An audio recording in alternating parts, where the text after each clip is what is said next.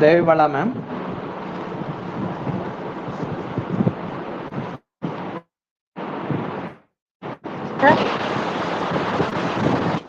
Shall we start the session, ma'am? Yes, sir. We can start, sir. Yes, ma'am. Okay. Nano Kumar, shall we start? Yes, Balakrishnan. Yes. Yes. Okay. A very good afternoon to all. On behalf of management, principal, staff of Mohammed Sadek KJ College of Engineering, I would like to welcome all the participants from various institutions and research organizations for this 5 days online faculty development program on recent advances and applications of chemical science.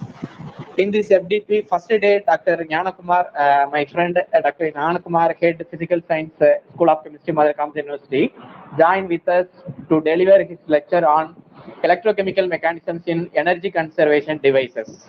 On behalf of Chemistry Department, I would like to welcome Dr. Kumar for this session. And I request all the participants to join in all 5 days without any absence. And at the end of the sessions, all the participants need to fill the feedback form. At the end of the session, if you have any doubt, the doubt clarification session will be there, so you can utilize that opportunity. And also, I request all the participants to mute your video and audio for the smooth conduction of this program. So, I once again I welcome Dr. Kumar. Thank you.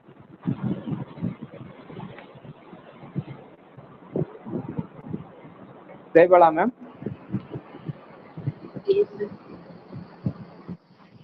Yes, madam. You continue. I request Dr. Sumita to. Good afternoon to all our respected faculty members and researchers who have joined the event. I give once again a warm welcome. It's my honored privilege to introduce our resourcefully resource person, Dr. Nano Kumar, Professor, Head, Department of Physical Chemistry, School of Chemistry, Madurai Kamaraj University. So he completed his PhD doctoral work on developing electrolytes for the fuel cell. After his PhD, he gained postdoctoral experience from various universities abroad, like Chongbun National University, Korea, University of Malaysia, and University of Texas at Austin, USA. So after his doctoral experience, he joined the department, and to his credit, as a output of his contribution to the science, he published more than 150 papers in reputed journals, and 3 patents to his credit, and with a one book and 3 book chapters. So he has a very good high impact factor of 50, and his highest impact is really 29.69, which is really great. And to his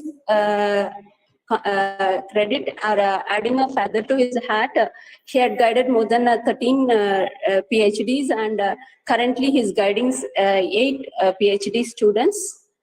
As he works on the area of specialization, nano devices, supercapacitor materials, and solar cell material development. So as in his path of academic journey, he had completed 8 extramural funded projects, and currently he has 2 funded projects from various funding agency of Government of India.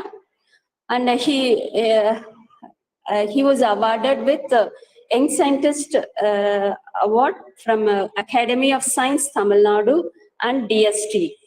And more than that, he is listed as a 2% scientist, in the top 2% scientist by the Stanford University. So apart from that, he have been selected as a honorary member in American Chemical Society.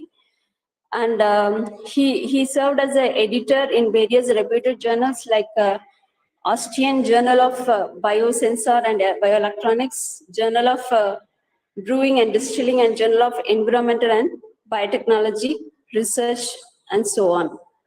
So it is a great, we are waiting eagerly to hear to such a person who contributed enormously to the field of energy storage material. Once again, I welcome you, sir. Thank you.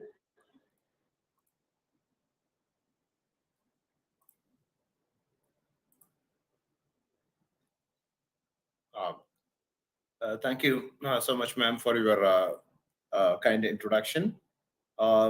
Is my voice audible and slides are visible?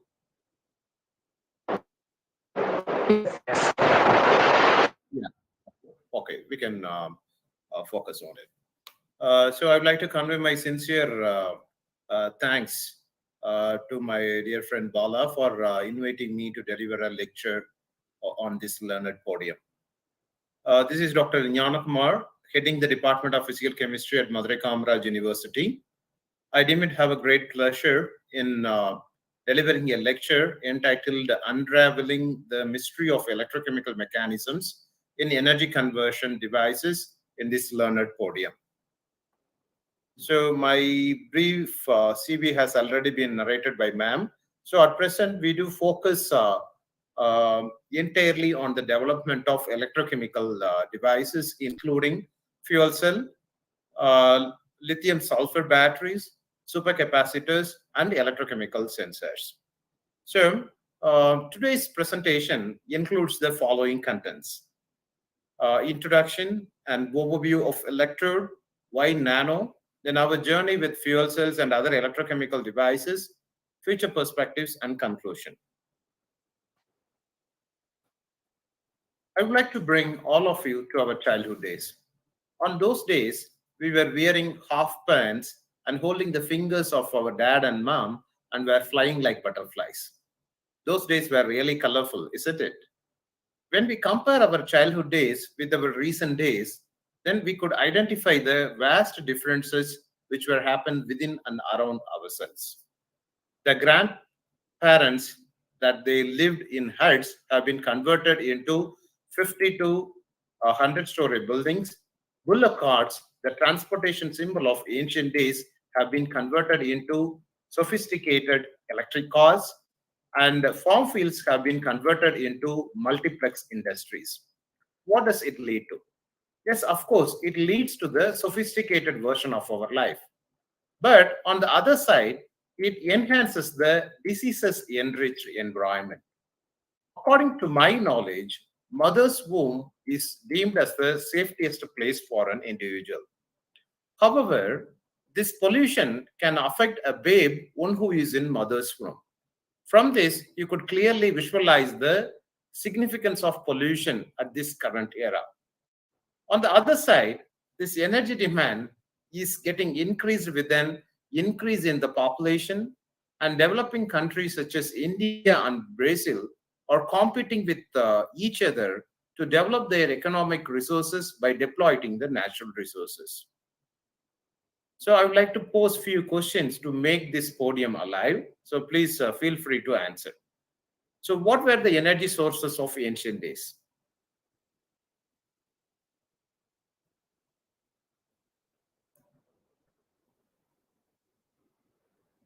Any idea? What were the energy sources of ancient days? Coal, sir. Okay, ma'am. Yes, then?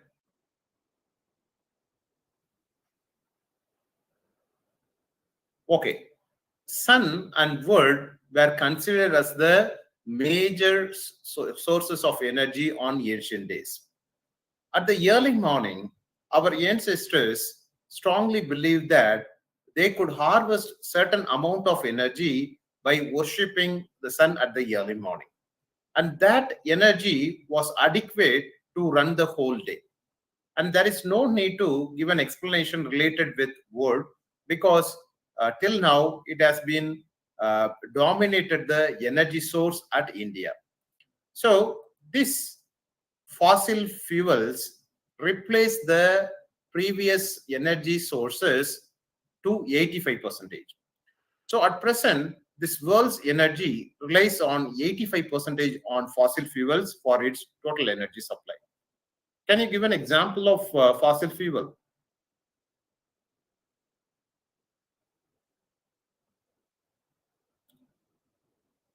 What are the examples of fossil fuels? Coal, petroleum. Yes, good.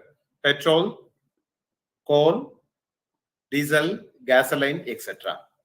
So if this present scenario continues, then we may have 200 years worth of coal and 260 years of gas and 40 years of oil left. Then what are we going to do in near future? That is a big question mark.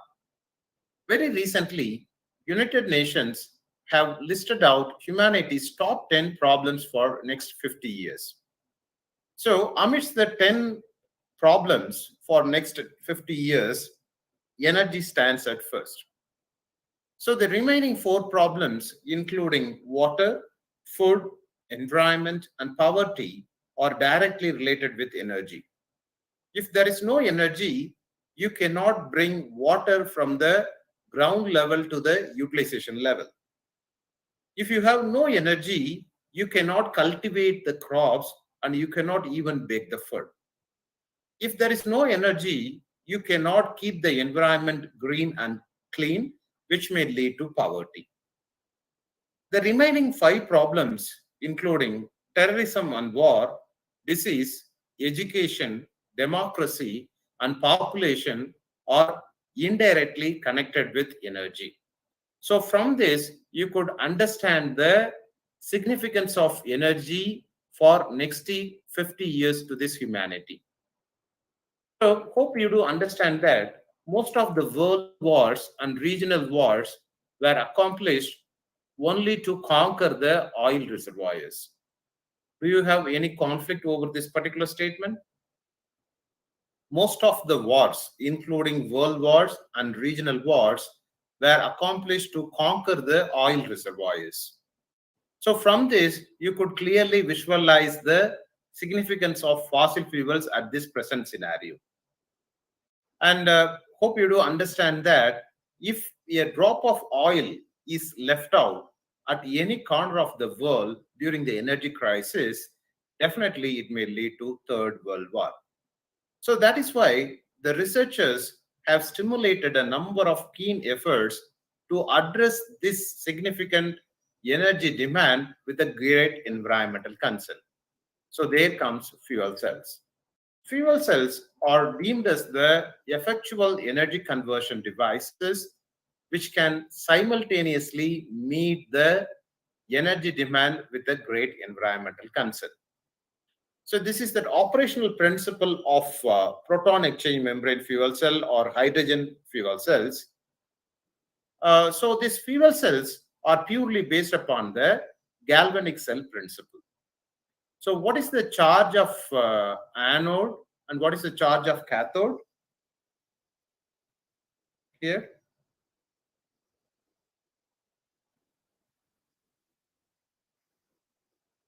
What is the charge of anode and cathode? Any idea? Anode is positive. It's Okay. attracting cations. Okay. So there are 2 kinds of electrochemical cells, right? What are those? Electrochemical cell and electrolytic cell. Yeah, electrolytic cell and galvanic cell. So what is the difference between the electrolytic cell and galvanic cell?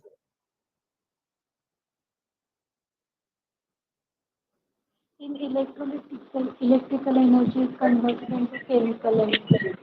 In galvanic cell, chemical energy is converted into electrical energy. So where? Electrical energy converted into chemical energy in the case of electrolytic cells. Very good. The galvanic cell? Galvanic cell, chemical energy is converted into electrical energy. Very good. So hope you will understand And the in basic. electrolytic cell, Yeah, that's okay. In electrolytic cell, anode is positive and cathode is negative. In electrochemical cell, anode is negative and cathode is positive. Yes, absolutely. Very good. So hope you do understand that anode does not have a same charge throughout the electrochemical reaction. It depends upon the electrochemical cells that we do employ. So in the galvanic cell, this anode is negatively charged and cathode is positively charged, as portrayed by your colleague. So here we do have two catalysts, namely anode catalyst and the cathode catalyst. We have to feed hydrogen towards the anode. So whenever hydrogen contacts with the anode catalyst, it is electrochemically oxidized into two parts, namely H plus ions and the electrons. So the H plus ions are allowed to pass through the proton exchange membrane, whereas electrons are allowed to pass through an external circuit. So the continuous flow of electrons is said to be continuous flow of electrons is said to be feel free to answer. Continuous flow of electrons. Yes, yeah. Current. Yeah, current or electricity. So if you place an external load over here, you can harvest that electricity. On the other side, we have to feed oxygen toward the cathode catalyst. That is said to be the oxygen reduction reaction catalyst. So these oxygen molecules are reduced into water molecules with the aid of H plus ions and the electrons that are produced at the anode. So you have to be very clear that whatever may be the internal combustion engine that we do normally practice in our automobiles, we cannot avoid the exhaustion of waste products. However, in the case of fuel cells, we do have two byproducts, namely water molecule and heat. So if you use this pure hydrogen as a fuel, then we can have the we can use this water for the drinking purposes, and heat can be used for the domestic appliances. So this is an environmentally benign energy conversion device. So here you're just looking over the significance of fuel cells with the energy aspect. So as discussed earlier, internal combustion engines that we do normally practice at our automobiles, including cars, bikes, and autos or other 3 and 4-wheelers.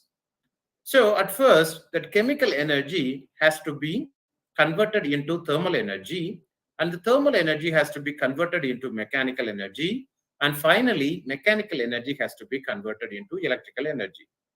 So the sequential steps involved in the energy conversion from chemical energy to electrical energy reduces the overall energy conversion efficiency to 30% for the internal combustion engine.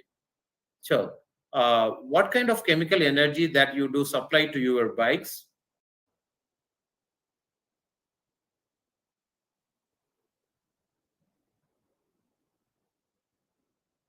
Do you supply any chemical energy to your bikes in the form of Petrol.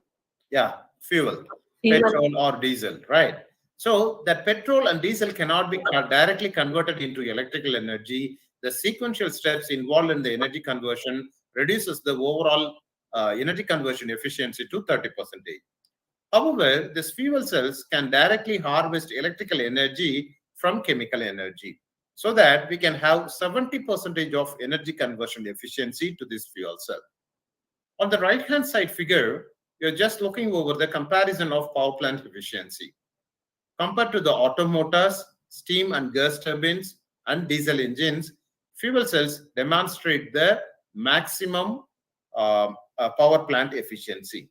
So from this, you could clearly visualize the significance of fuel cells with the energy aspect. And here, you're just looking over the importance of fuel cells with an environmental aspect. So compared to the diesel engine, gas turbines, and petrol engine, fuel cells exhaust carbon-related, nitrogen-related, and sulfur-related oxides in a minimal amount. And it also propels a minimal noise compared to the conventional energy conversion devices. So from this, you could clearly comprehend the environmental advantages of fuel cells over the conventional energy conversion devices. Here, you are just looking over the electrochemical reactions engaged in proton exchange membrane fuel cell and direct methanol fuel cells. So in the case of a proton exchange membrane fuel cell, you cannot identify the exhaustion of carbon-related oxide. So this is 100% environmentally benign in nature. However, in the case of DMFC, you could identify the carbon dioxide exhaustion. It is in minimal amount compared to the conventional internal combustion engine. So here, you're just looking over the types of fuel cells. Fuel cells are categorized into various types on the basis of two factors. One is on the supply of fuel, and the second one is the transportation of ion. So here, the screen is not visible. Your PPT is not. Yeah. I'll do it again.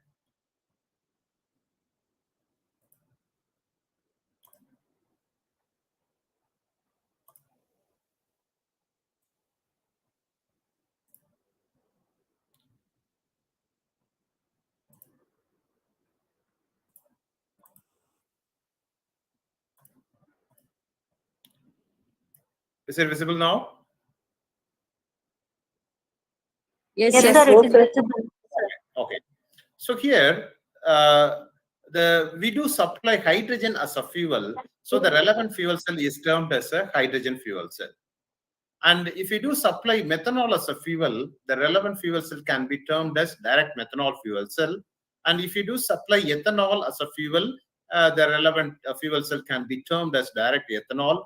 Then propanol, butanol, the relevant fuel cells can be termed respectively as direct propanol and butanol fuel cell. And the second thing, you're just looking over the transportation of ions. So here, this OH minus ions are being transferred, so the relevant fuel cell can be termed as alkaline fuel cell. In the case of O2 minus ions transfer, the relevant fuel cell can be called a solid oxide fuel cell, and CO3 2 minus ions are being transferred, so the relevant fuel cells can be termed as molten carbonate fuel cell. So, as stated earlier, these fuel cells are categorized into various types on the basis of two factors, including the supply of fuel and the transportation of ions. And here, you're just looking over the existing energy conversion as well as energy storage devices with the perspective of electrochemical energy. And compared to the lithium batteries, supercapacitors, and solar cells, fuel cells demonstrate that maximum volumetric power density. So that is why it finds its application in a number of small-scale electronic devices to aircrafts, and very recently, fuel cell-equipped atomic power station has been accomplished. So you may wonder that fuel cells exhibit a number of advantages. Then why can't we see the fuel cell-equipped vehicles on board? Because there are a number of problems associated with the practical utilization of fuel cells. And for the practical utilization of fuel cells, that mechanism has to be comprehended at first. So that is why the researchers like us have keenly devoted our research efforts in identifying the electrochemical mechanisms in the fuel cells. So before we enter into this research topic, we have to be very clear in comprehending the differences between fuel cells and batteries. So what is the major difference between a fuel cell and battery?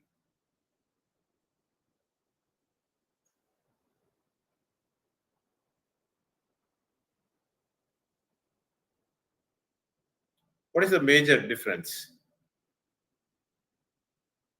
Do you have a battery? Fuel cell is a flow battery. Flow battery? No. One is static, other one is dynamic, sir. Okay, partially okay. Then the major difference, ma'am? Electrode plays a catalytic role in fuel cell and in a Batteries, it undergoes a redox process. Okay. Okay. This is also correct. Reversible and irreversible reactions. Okay. Good. The major difference. We cannot store energy in fuel cell. Very good. Batteries. Batteries, we can store it as in a form of chemical energy. Do you have a battery with Batteries you? are Do you have any battery with you? rechargeable. Yeah, yeah. Do you have a battery with you? Currently, no, sir. Okay. You are using some electronic gadgets, right? For attending Yes, this. sir. phone. Yeah, yeah, yeah. In mobile phones, we do have this battery, right? So if your battery is, if your mobile phone is switched off, then what will you do?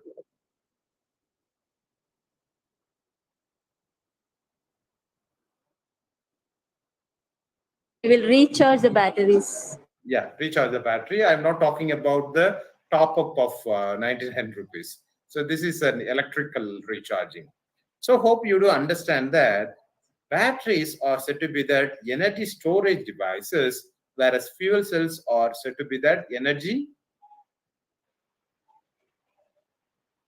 Batteries, energy storage, fuel cells, energy.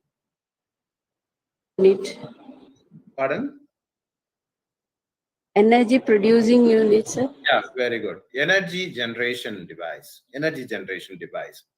So in other words, that batteries do function on the basis of recharging principle, whereas fuel cells are functioning on the basis of refueling technology. So as long as you supply the fuel, you can harvest the electricity with the use of fuel cells. So this is the major difference between a fuel cell and battery. Okay, so we do have a number of conventional fuel cells, and can the relevant fuel cells be called as renewable energy source? Of course not. So if you take this hydrogen fuel cell, this production of hydrogen gas is difficult in nature, and the storage is too difficult, and the transportation is too tedious in nature. If it is exploded, then half kilometer will be completely blown off. So that is why we do focus on the sustainable fuel. So these are all the various components of fuel cells. And for most of the fuel cells, membrane electrode assembly is deemed as the core aspect of all the fuel cell components.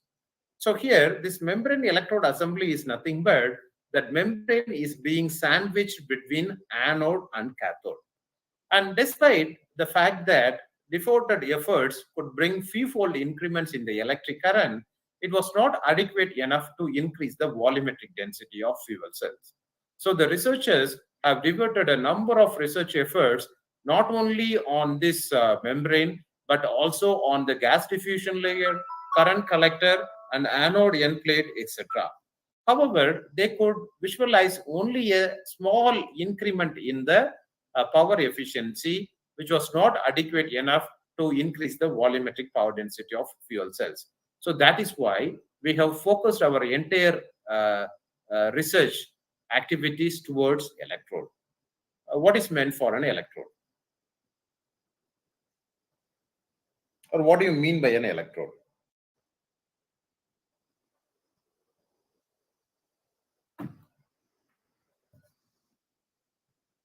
What do you mean by an electrode?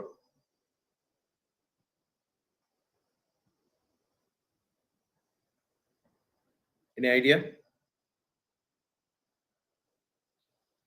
Please feel free. I will help you out. Source or sink of electrons. Pardon? Source or the sink of electrons could be called. Okay, so that is said to be that reference electrode, right? Based on the reduction potential, either it can undergo oxidation. Counter electrode, right? It's a metal rod which contains both anode and cathode. Yeah, okay. So we have to be very clear about the working electrode. We are not here to discuss about the reference electrode or the counter electrode. It has been extensively practiced in the half cell. So we are looking over the full cell.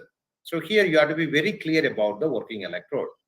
So a material which is capable of conducting electrons is said to be that electrode. A material which is capable of conducting electrons is said to be that electrode material, and you have to be very clear that that material should have the freestanding ability. Hope you do understand. And can you give an example of electrode? You just look over your neighborhood or maybe the room that you are listening to this lecture, and please tell me what are the materials can be utilized as electrode material. That has a specific reduction or oxidation potential. No, just to give me the material alone. Metal, Yeah, what kind of metal? Zinc, copper. non-metal graphite.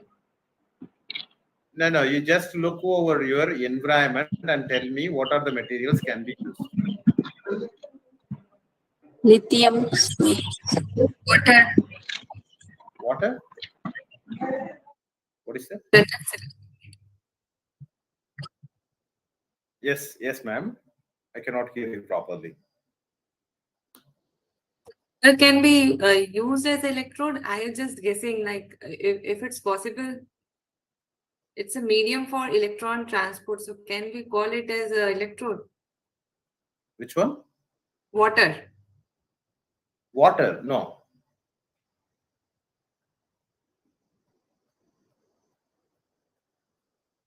You just look around you and tell me the materials which can be used as electrode materials.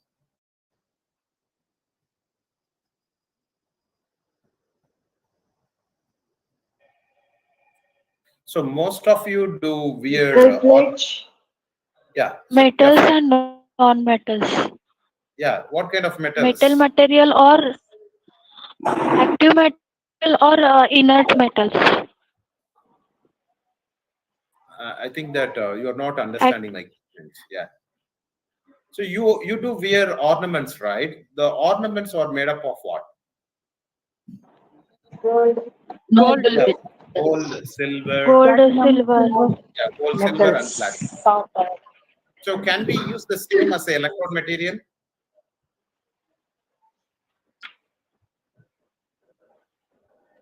Can we use the relevant ornaments as electrode materials? No, they are in zero state, zero oxidation state. Zero oxidation state? No, the relevant ornaments can be used as electrode materials. However, the relevant ornaments are so expensive in nature. So whenever it undergoes certain electrochemical reactions, it may lead to corrosion. So it may lose its stability. So that is why the people do work on the non-precious metal. Like, can you give examples of non-precious metal electrodes? Copper? Yeah, copper, of course. You can use the copper wire. Yeah, you can use the copper wire. Oh, okay, ma'am. Okay, we do appreciate it. Okay, so the copper wire can be used as electrode material. So, what about a piece of wood? What about a piece of wood? Can we exploit the relevant piece of wood as an electrode material? No, it's not conducting. Yeah, it is. Wood is an? It is a bad conductor. Yeah, bad. In other words? It's an insulator. Yeah, very good. Wood is an insulator. However, if you do calcine the relevant piece of a wood under a specific temperature, under a specific atmosphere, the relevant wood or maybe the insulating biomass can be converted in the form of a graphite carbon, and the resultant material, if it is freestanding in nature, so then we can use the relevant material as an electrode material. Hope you do understand the difference. Even the human bone, if it is properly calcined under a specific temperature and a specific atmosphere, it can be used as an electrode material. Not only this human bone and piece of wood, but also all the leaves of plants and trees can be exploited as electrode material if it has the proper graphite carbon conversion along with its freestanding in nature. However, this bare electrode materials may have certain functions, and we have to be really clear about it. So as stated earlier that electrode should conduct electrons in an extensive manner, and the anode material should undergo the fuel oxidation, and the cathode material should undergo that oxygen reduction. And in the case of microbial fuel cells, which employs these microorganisms including E. coli and Staphylococcus as microcatalysts, we cannot employ gold and silver as electrode materials. Do you know the reason behind it? We cannot exploit gold and silver electrodes in microbial fuel cells that utilizes living microorganisms as catalysts. Why?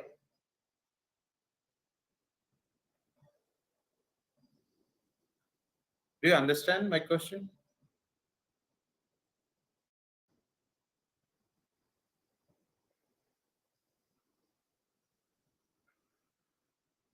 Okay. Am I audible to you? Yes, sir. Oh, yeah. So we cannot use gold and silver with microorganisms. Why? It has antimicrobial properties. Very good, very good. So it has an antimicrobial activity. So that is why we have to avoid certain electrode materials. So most probably people would like to go for carbonaceous electrodes, including carbon felt, carbon cloth, carbon paper in fuel cells. And these are all the functions affecting the electrode performance. So we have already discussed over the biocompatibility and conductive in nature, and we have to look over the porosity. For an example, you just consider 1 minute. Yeah. So you just consider this one as an electrode material. If it is non-porous in nature, and if it is placed in the microbial fuel cells, what may happen? This microorganism will try to other over the surface of this electrode material. So after a certain period of time, it may be died, then we cannot have the fresh microorganisms contact with the electrode material, because initially we maintain a direct contact between the microorganisms, that is catalyst, with the electrode material. After a span of time, the fresh microorganism will try to other over the already died microorganism, so that we cannot maintain a good electrode-electrolyte interfacial properties. However, if you do use this porous natured membrane, what may happen? These microorganisms will try to enter into the bulk of the material, or maybe the center portion of the material at first. Then it will be gradually other over the surface of the electrode material. So that is why we can maintain a good electrolyte contact throughout the course of an electrochemical reaction.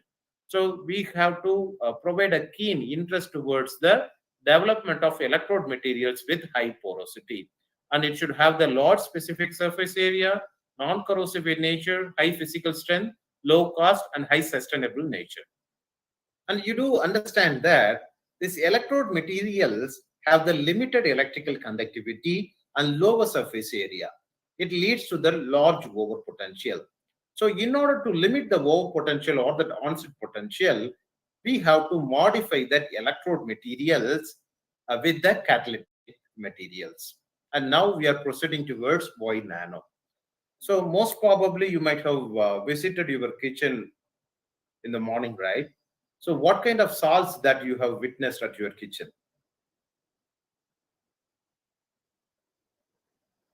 How many types of salts?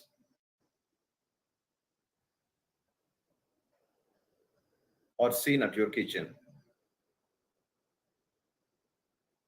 You haven't visited your kitchen? Salt, baking soda. Baking soda? Okay, no.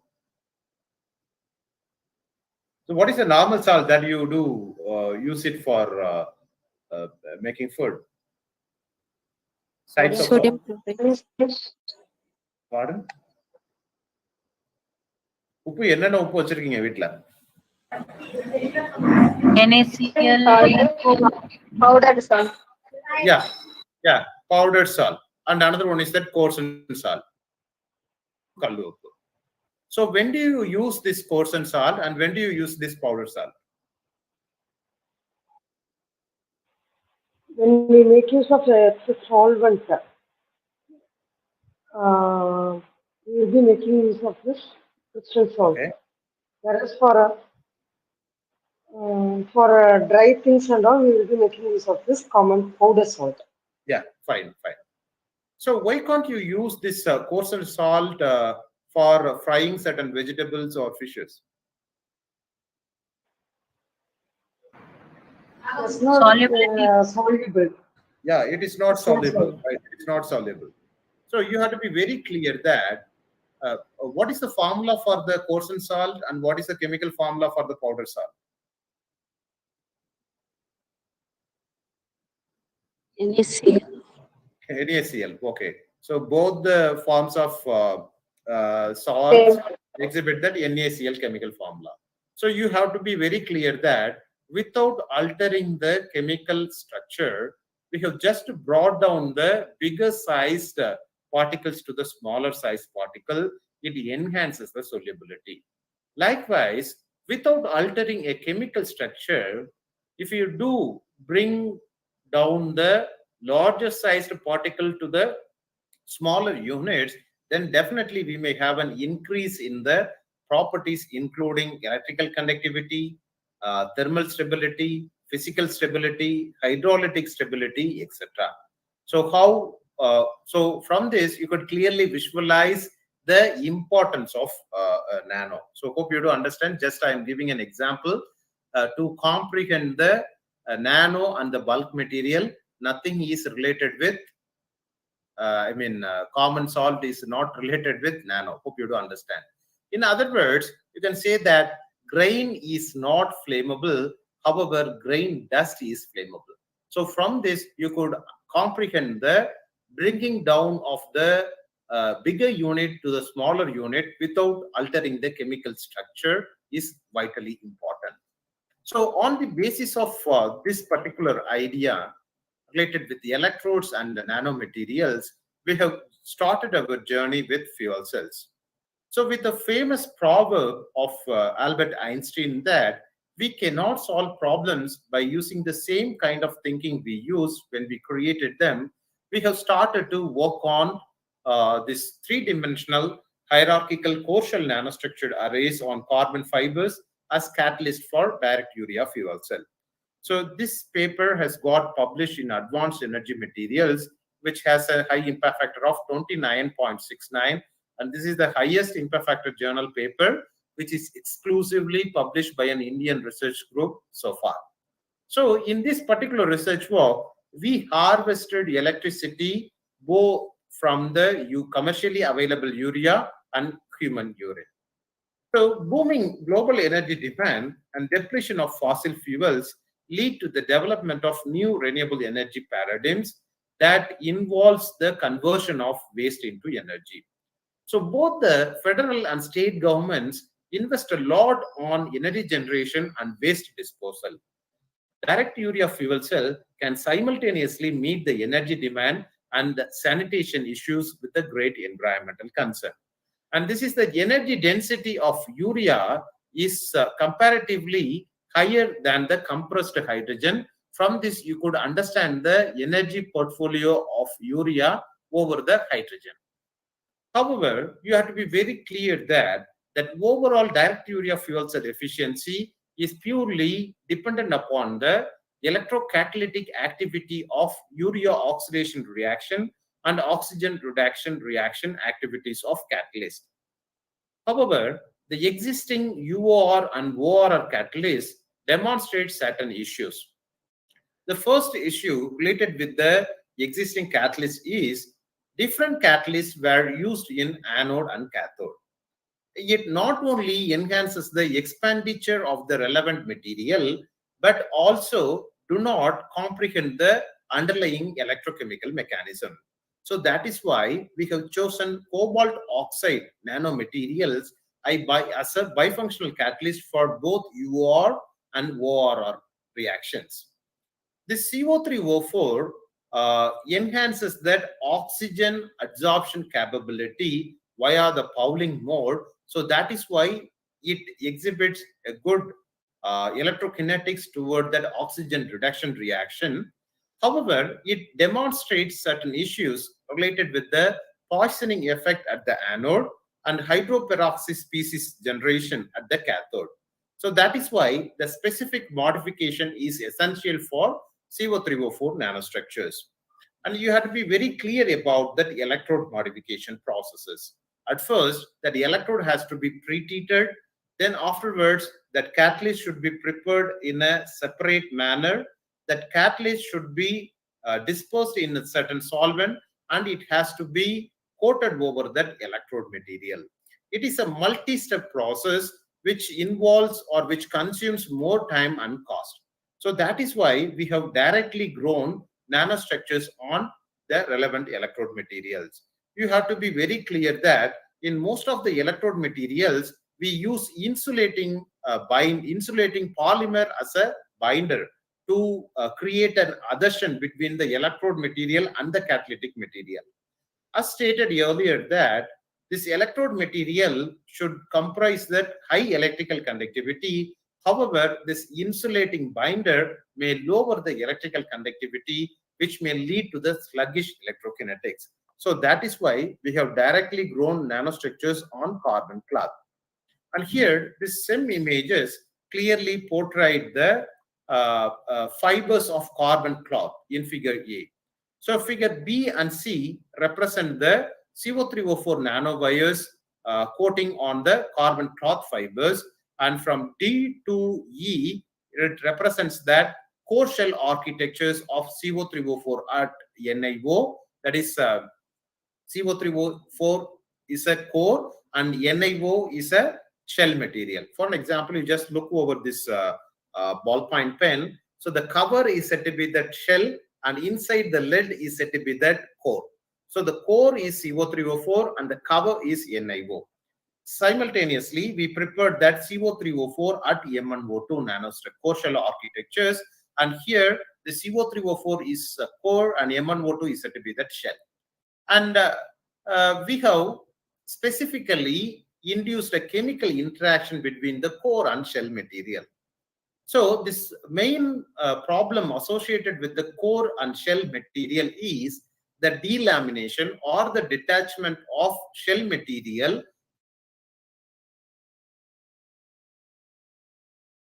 electrochemical processes, because the people induce only a weak linkage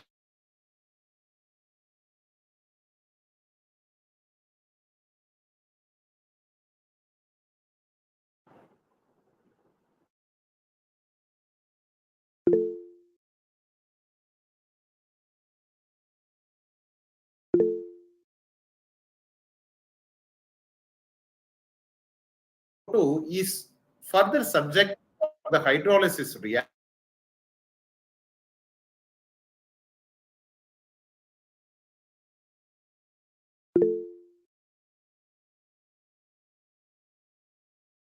Juncture that CO2 plus ions. So the CO2 plus ions combined with this OH and CO32 minus, it leads to the formation of cobalt hydroxy carbonate. This cobalt hydroxy carbonate demonstrated that orthorhombic structure when it was subjected for the calcination processes at 400 degrees Celsius under that oxygen atmosphere. This hydroxyl group and the CO32 minus moieties are cleaved, which may lead to that CO3O4 architectures with FCC structure. Then for the core shell architectures, we have not utilized the CO3O4 as a base material. Instead, we have utilized this cobalt hydroxy carbonate as a base material. Then again, we included this urea and along with this Na2 plus ions. So this Na2 plus ions combined with the hydrolysis product of urea, initially it was converted into nickel double hydroxide followed by that nickel oxyhydroxide.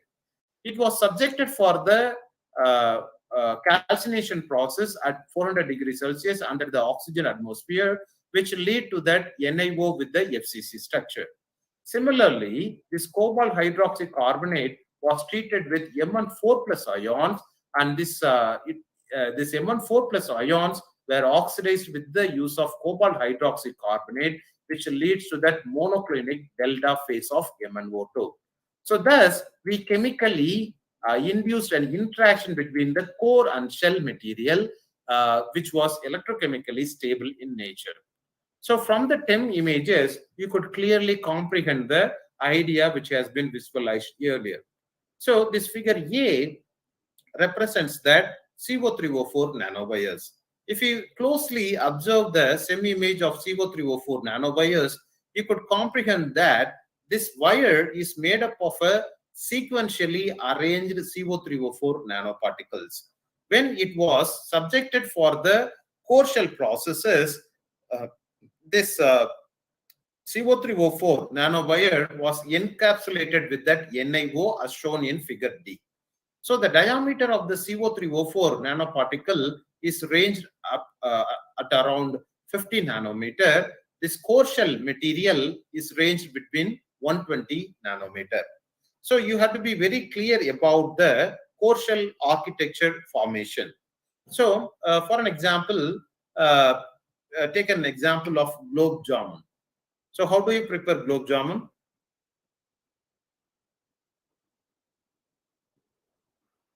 Is there any idea? How do you prepare globe jamun?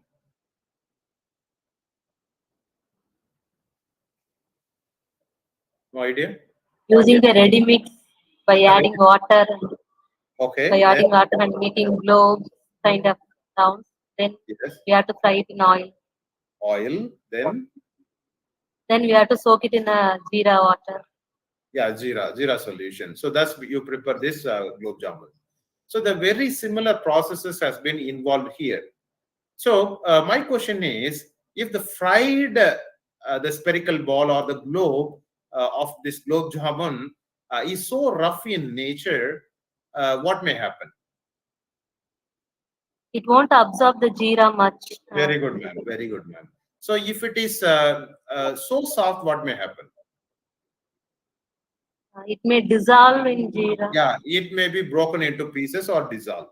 So this is the perfect idea related with this core shell architecture formation for that urea electrooxidation.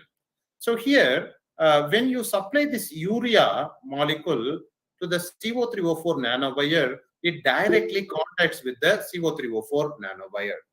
However, my slides are visible? Yes, sir. Okay.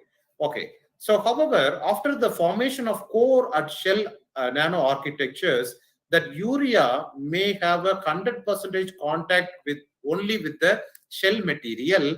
This core might be hidden or maybe masked by the shell. So that is why we specifically engineered V-type pore channels on the shell material. So when we supply this urea or the oxidant, that is the oxygen overrate, it not only accelerates or activates the surface of the shell, but also enter into the core via the porous architecture, and it actualizes the same. So that is why we created the V-type pore channels. And this is a very important factors related with the electrochemical mechanisms. So here, from figure B, it is very clear that this urea, commercially available urea, is electrocatalytically oxidized at 0.48 volt versus HgHgO, and it produces that maximum current. When you look over this human urine, it is also electrocatalytically oxidized. However, it produces a minimal oxidation current. So the number of species engaged in this urea, including urea, uric acid, then creatinine, then other minerals, etc., limits that overall electro-oxidation current. However, it is comparable with the other reports filed so far. So at first, what happened? We prepared this nickel oxide and CO3O4 nanowires. So nickel oxide demonstrates that Na2 plus oxidation state, whereas CO3O4 establishes that CO3 plus oxidation state. So under an alkaline regimes, Na2 plus ions are being electrochemically oxidized into Na3 plus ions. Simultaneously, the CO3 plus ions are being electrochemically oxidized into CO4 plus ions. So whenever these metals involved in the nanostructures reach the higher oxidation state, we supplied that fuel, that is urea. So that urea was electrochemically or electrocatalytically oxidized into nitrogen, carbon dioxide, and water molecule. And here we checked the cyclic voltammogram performances against the increment of various concentration of urea. So as portrayed in figure A, that an increment in the urea concentration gradually enhances the urea oxidation current, and it is also observed in the case of human urine. So when we increase that urea concentration in human urine, you could observe a gradual increment in the urea electro-oxidation current, which circumvents that fouling consequences at the relevant electrode material.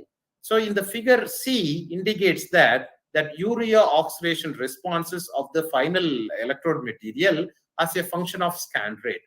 So an increment in the sweep rate or the scan rate gradually enhances that electro-oxidation current, and that electro-oxidation current is linearly fit with the square root of scan rate, which governs the diffusion controlled processes for the consequent electrochemical reactions.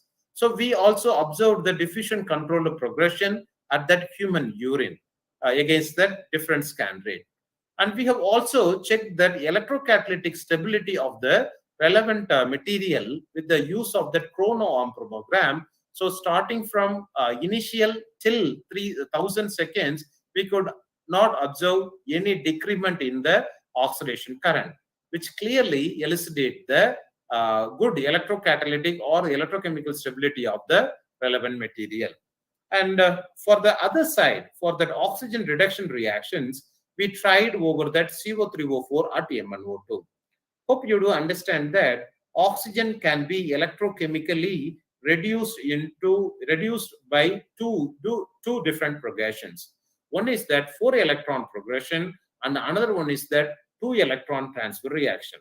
So if that oxygen molecules are reduced with the use of 4-electron transfer, then we may have the water molecule as a final product. But if it involves with the 2-electron reduction process, at first it may generate that hydroperoxy or maybe hydrogen peroxide related species. Then again, it has to undergo that reduction process. Finally, we may get that water molecule. However, this 4-electron reduction process demonstrates that rapid electrokinetics compared to the 2-electron reduction processes. So as evident from this LSVs as well as RDE characterization, it is clear that the number of electrons transferred for this oxygen reduction reaction is 3.6, which is almost 4-electron reduction processes. So that is why we found that this electrochemical oxidation, electrochemical reduction of oxygen is so facile in nature.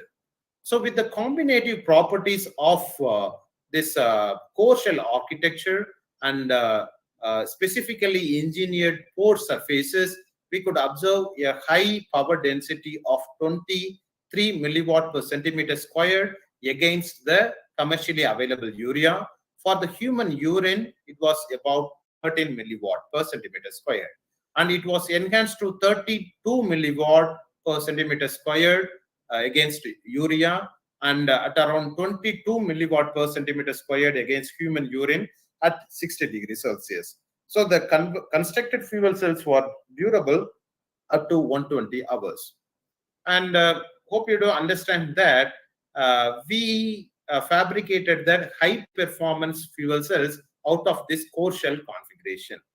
Then we found that there was a difficulty in accessing this core material via this shell. Of course, we configured that V-type pore channels, After the configuration of V-type pore channels too, we observe that 100% of urea utilization efficacy only at the shell material. And when we look over the core material, it was dropped to 60 to 70% because the shell thickness is around 70 nanometer.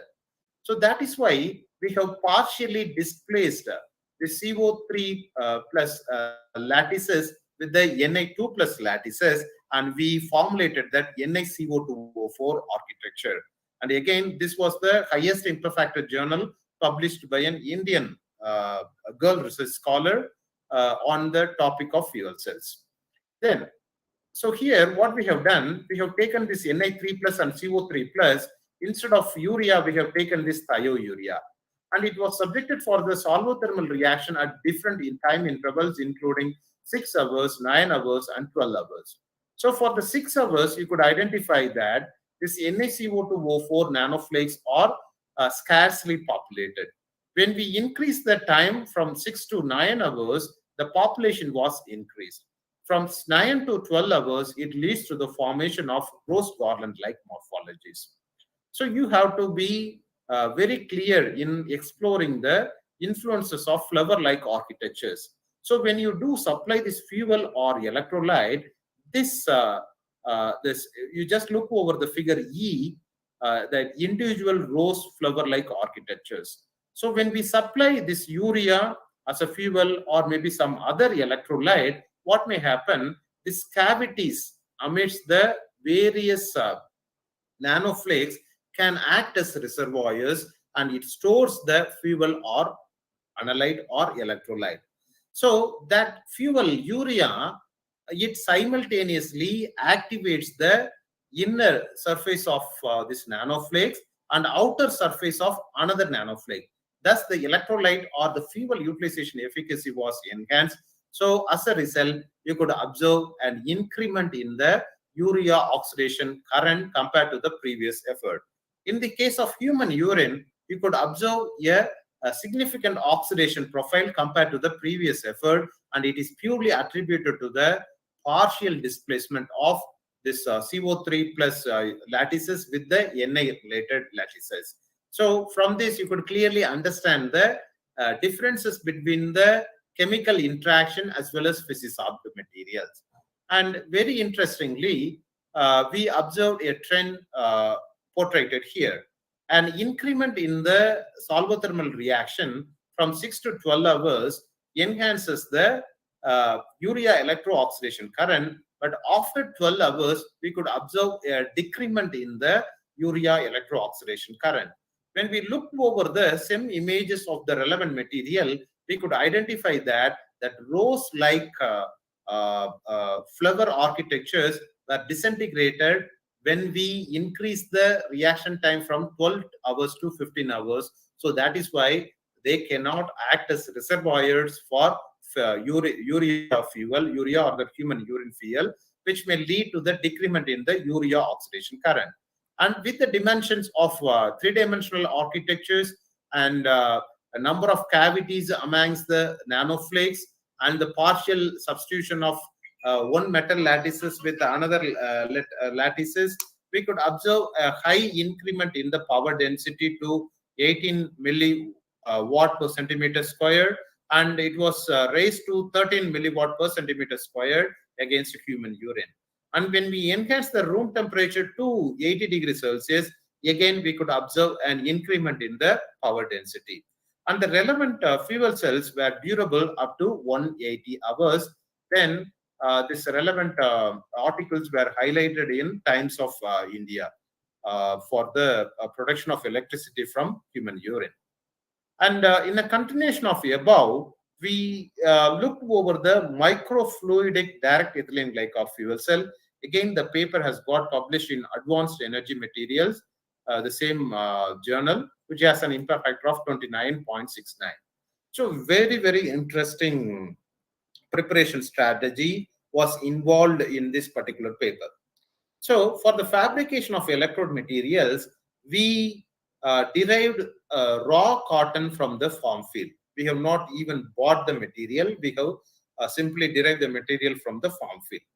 So the raw cotton was subjected for the solvothermal reactions with the presence of palladium 2 plus ions, nickel 2 plus ions, and thiourea at 180 degrees Celsius. So it leads to the formation of carbon hydrogel at first.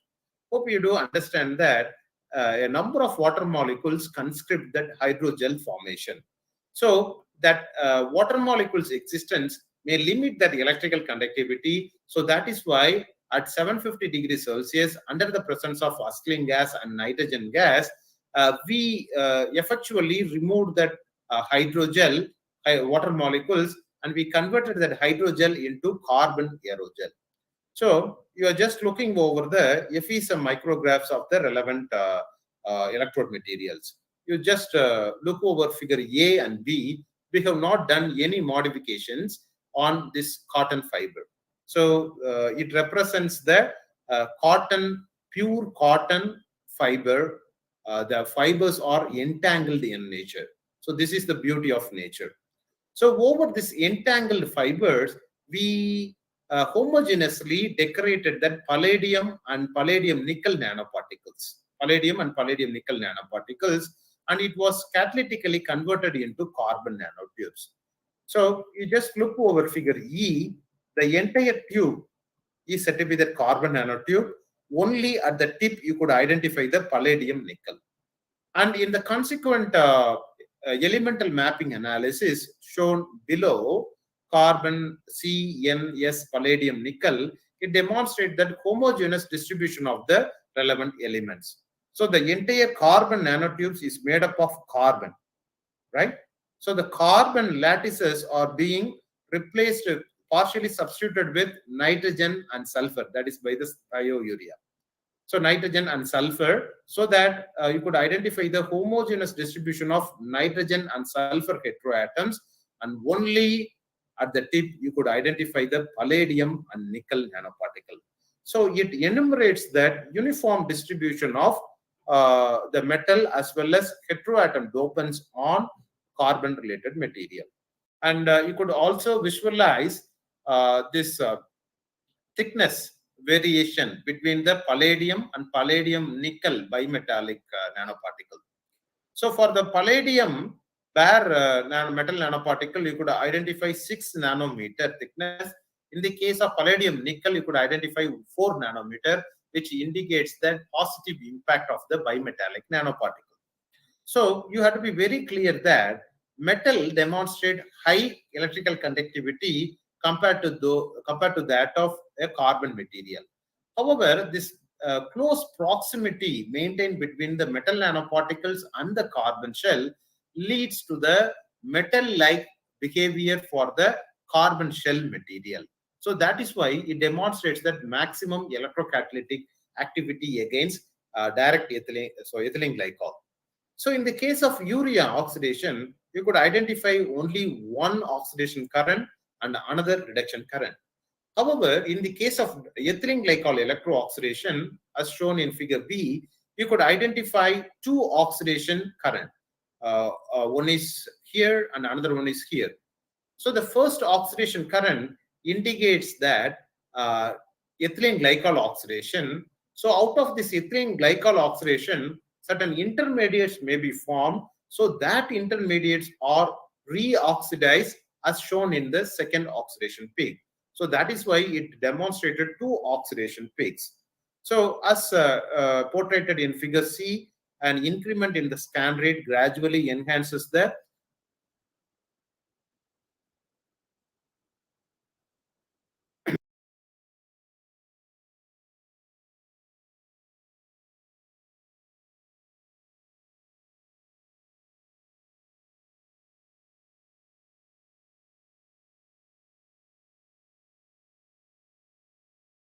people have very recently started to work on the flexible electronic devices.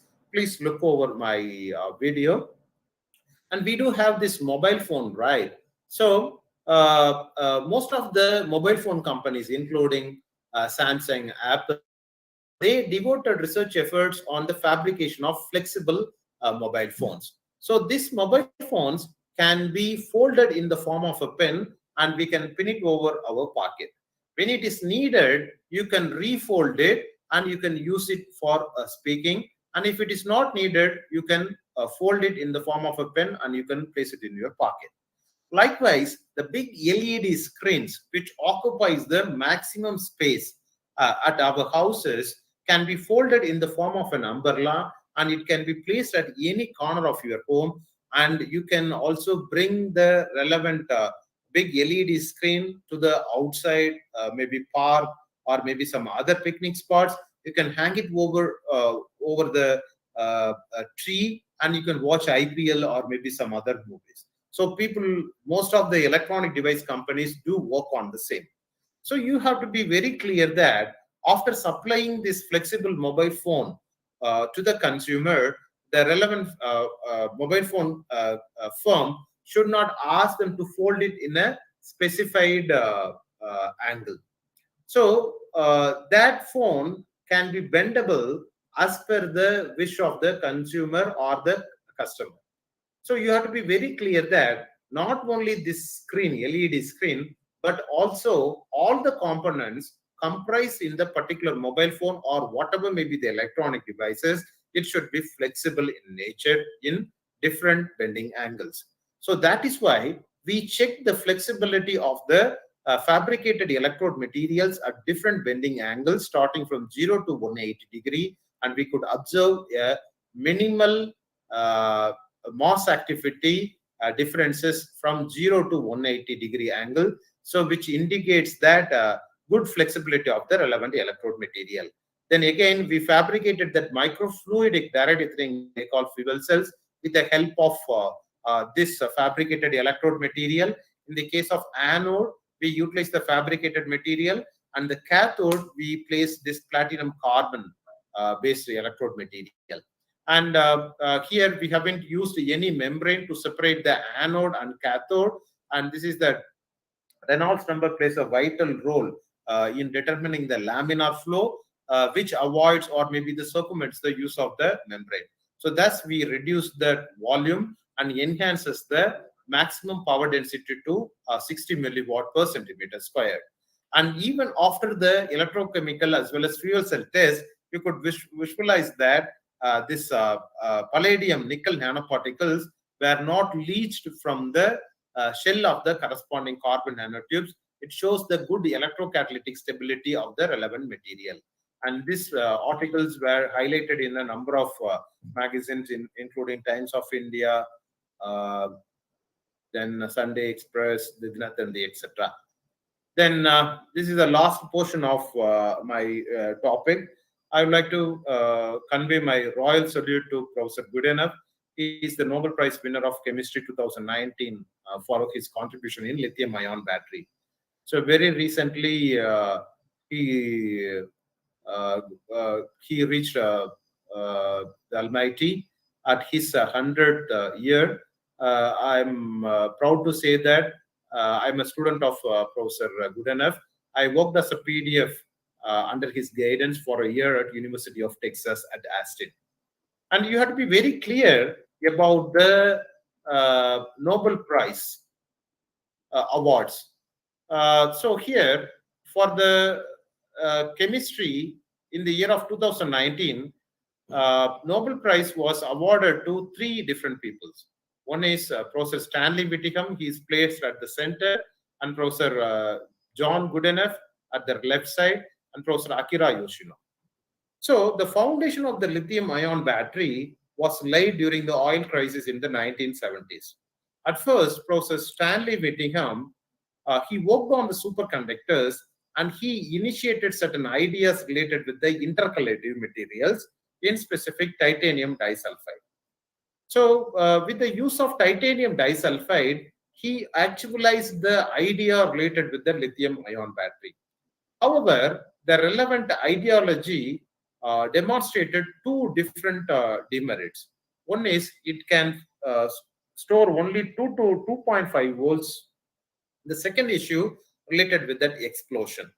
So this idea was overwhelmed by Professor Goodenough, and he tackled the storage issues and safety issues with his discovery on cobaltite. So you have to be very clear. In most of our mobile phones, till now, we use lithium cobaltite as a cathode materials. So this lithium cobaltite materials double the energy storage efficiency from 2 to 4 volt, and it effectively tackled the safety issues. And this particular technology was brought by or was led by Professor Akira Yoshino, and he discovered this anode materials as well as separator material, and he borrowed the technology, cathode technology, from Professor Goodenough, and he assembled the lithium ion battery, and with the help of Sony company, he launched the first mobile phone. And you have to be very clear that Professor Stanley Whittingham, he was in US. Professor John Goodenough, initially he was in UK, then later moved to US. And Professor Akira Yoshino, Japan. So these three different people from three different continents, they potentially involved in the establishment of this lithium ion battery, and they revoluted this electronic device world. So without them, we cannot have this mobile phone on our palm. So in a contribution of their, in an acknowledgement of their contribution, Nobel Prize was awarded to these three people. So I was so fortunate to work under Professor Goodenough for a year. So we published an article related with that lithium sulfur batteries over there. So here, lithium sulfur batteries demonstrated that more energy storage efficiency over the lithium ion batteries. However, it demonstrated that polysulfide issues. This issue was effectually tackled by our graphene CNT nickel coated separator, which demonstrates that maximum storage capacity along with the maximal cycle number. So because of these issues, we developed the dynamically stable and active lithium sulfur batteries, and it was operated for a while. So here I would like to portray certain ideas which can be implemented at your local premises. Wherever we are, we should not always complain about the environment or maybe the work environment which revolves around us. So whatever may be the facilities that are available with us can be promoted for good research. For an example, this impact factor is 9.69. It was wrongly given. So here, what we have done, we have just taken this pencil graphite. This is the HP pencil lead. So we have just taken the pencil HP lead. Then what happened? We have effectually anchored the three-dimensional nickel copper cobalt RGO dendrite-like architectures with the use of electrochemical depositions at 30 seconds. So less than a minute, we accomplished the dendrite-like architectures. If you just look over the figure G, you could identify the leaf-like architectures. So it consists of primary feeler, then secondary feeler, and the ternary feeler. So if you do take this spherical particle as a catalyst, what may happen? This electrolyte may be actuated only at the single surface. But here, when you purge this glucose can simultaneously actuate the primary, secondary, and ternary feelers, so that the glucose utilization efficacy was enhanced, and we were able to detect 0.1 microliter of glucose. Then it was extended to this bare cellulose filter paper. So we have just borrowed this bare cellulose filter paper from our MSc laboratory. So this bare cellulose filter paper consists of a number of fibers.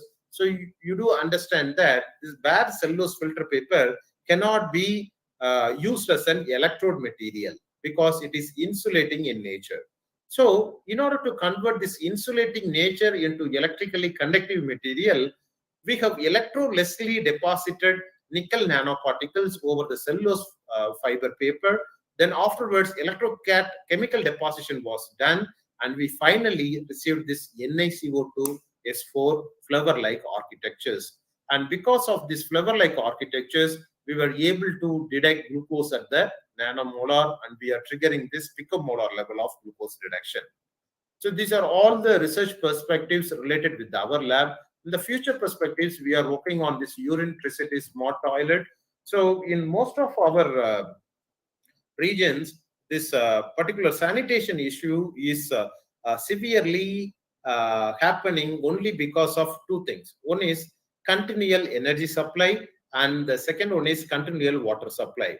And if we do properly implement this direct urea fuel cells at our local restrooms, we can have the sustainable green energy, and the urine can be used for the electricity, can be used for the recirculation processes. So that is why we got a big project related with the urine-tricity smart toilets, and we are working on the same. And the second thing is fuel cell power generator. So we are working on this handy fuel cell product related with the DMFC, and almost 75% of the work has been completed. So if you could visit these small tier cities related with the garment shops, and during the power crisis duration, they switch on the diesel power generator. It emits pollution like anything, and you cannot sit in that particular room peacefully. So in order to overcome this pollution as well as high expenditure, we almost developed this DMFC power generator, and we are working on the lithium sulfur battery related power bank too. And very recently, we have got a project related with the sweat sensors as portrayed here. So here, the sweat can not only used as a analyte, but also used as a fuel. So we can we will fabricate a badge over your wrist, and the sweat can be used simultaneously as a fuel to power the respective strip. And after that powering of this particular strip, this urea, the sweat biomolecules or biofluids can be used as an analyte. It will provide all the biological composition of your physiological system to your personal doctor. And there is no need to visit your doctor in person. And very recently, we have launched an electrochemical sensor device with the collaboration of Cambridge University. And this particular electrochemical sensor device is automatically sense the biological fluid composition. So if it is automatically operated, this particular portion may be cleaved from this electrochemical sensor device, where we have to insert the specifically designed electrode materials at our laboratory. One portion will be fixed into the electrochemical sensor device, and the other portion can be exposed to that atmosphere. And for the conventional electrochemical sensor devices, we should use 10 ml of analyte. However, in the case of fabricated this electrochemical sensor device, only 10 microliter of analyte is essential, adequate enough. You just place a drop of your sweat over the electrode material. It will provide all the biological composition of your physiological system. If it is properly connected with the cloud, it may reach your personal doctor. And it is not only applicable for the sweat. If you do go for a hiking in the mountain, and if you do not identify any particular mushroom or vegetables or flowers, then what you can do, you can just squeeze it. Just squeeze the vegetable or mushroom or the fruit, and you can just squeeze a drop over the particular electrode material. And we do have a various range of library data. It may match with the existing profile, and it will provide a clear idea about the family and species of the relevant material. And you may trigger research activities related with this. And this is the conclusion. And we polluted this environment handed down by our ancestors to us. We polluted this environment like anything. So you have to be very clear that people have already started to visit oxygen parlors right back at Delhi and Bangalore. And in China, people have already started to sell this pure oxygen in the form of a mineral water bottle. And if this present scenario continues, definitely we may have our own plant on our shoulder. So in order to overcome this particular issue, we can effectually work on this green energy generation as well as storage devices, which may circumvent the pollution as well as energy demand issues with a great environmental concern. And these are all the instruments available at our laboratory. You are most welcome to visit our laboratory and utilize these instruments. We have 3 electrochemical workstations. It has to be updated. And we have 2 fuel cell workstations. And chemical vapor deposition technique can be utilized for the synthesis of carbon nanotubes and graphene. And the electrospinning technique can be useful for fabricating these fibers. And we do have a regular visitors to our laboratory. Professor Mandiram, he is the pioneer of lithium-ion battery. And at the right-hand side, you just look for Professor Karthis Mandiram, and he is a professor in MIT. He's a son of Professor Mandiram, and the MIT is the #1 institute in the world. We do have an effectual collaboration with these 2 effectual researchers. They do work on lithium-ion batteries and carbon dioxide electroreduction. And a few of our electrochemical sensor works are accomplished at Dr. Venkatesh Laboratory. And she is Professor Pong, deemed Vice Chancellor of University of Malaya. So most of our algae-related fuel cell research efforts were accomplished at her laboratory.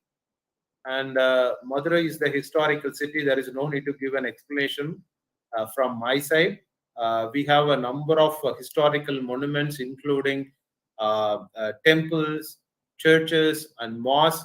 A bullfight is so popular here, and we do have a good vegetarian and non-vegetarian thali. And idli can be eaten at any time of day. Even at 3 o'clock, we have a hot idlis. So you are most welcome to visit our city. And this is the beautiful entrance of our Madurai Kamaraj University. We do have a number of peacocks at our particular campus, and we do organize a number of cultural as well as scientific events throughout the course of year. And this is my research group, and you could witness a cabin such as which is just situated opposite to this School of Chemistry. And you are most welcome to visit our laboratory and utilize the research accomplishments as well as expertise. Thank you. Thank you, Professor. Thank you for your wonderful talk on your energy storage devices. Now the session is open for any interactions. If you have any doubts or any clarification, you can ask our resource person.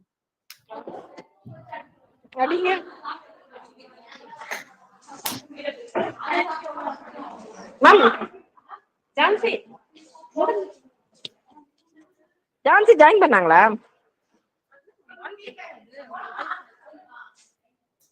Someone is speaking.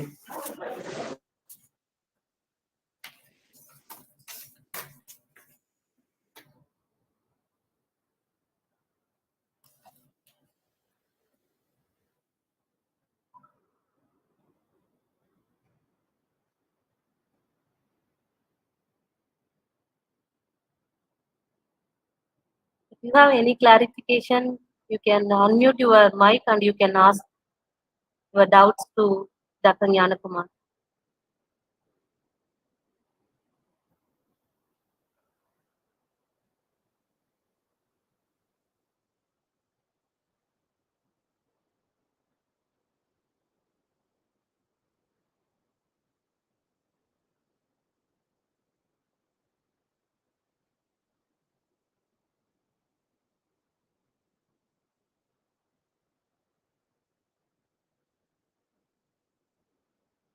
No. Okay. If you So have, you if you can don't write have, me. So if you do have any questions, you can write a mail or dial me. Sure, sir. Sure, sir. Okay. So we came to our end of the session. I'm Dr. Devi Bala. Would like to extend a vote of thanks on behalf of management and principal and also chemistry department. I extend my sincere thanks to our honored chief guest, Dr. G. Gnanakumar, for taking time from his busy schedule to share his research work. Professor started from the basics and carry over the session in an interactive manner. I'm sure your talk on electrochemical mechanisms in storage devices will enlighten the faculties and researchers. We are very grateful to witness your research and your contribution to the field of energy storage devices, sir. I thank all the participants for their active participation and be with us throughout the session. Once again, I thank everyone for the today's session on a great success. Thank you, sir. Thank you very much for your time. And also, I thank for your generous to invite all for your lab to visit your lab and utilize your electrochemical devices and your lab instruments. Thank you for your kind, generous invitation, sir.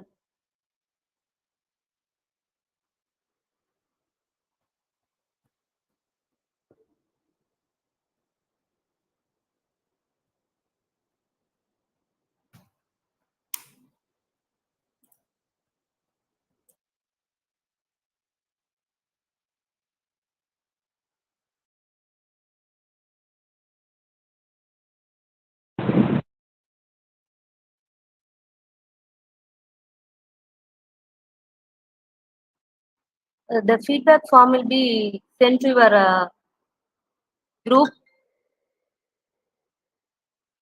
and also to the your registered mail ID. Kindly fill out the form and submit it. Thank you all the participants. We'll meet tomorrow on 11 o'clock. Thank you.